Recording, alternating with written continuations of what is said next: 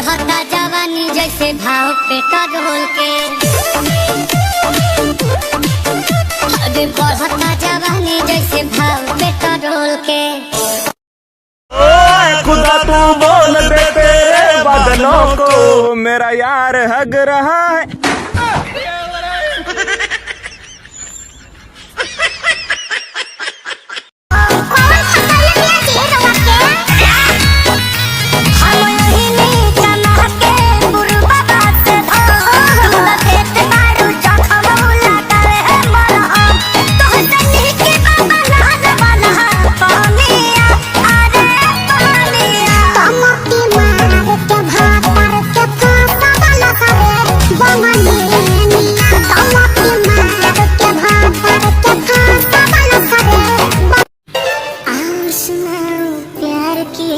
कहानी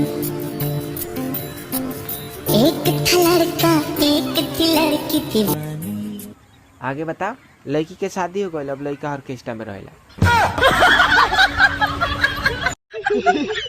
मुझको क्या हुआ है, क्यों मैं खो गया हूँ, पागल था मैं पहले या मैं खुल गया हूँ।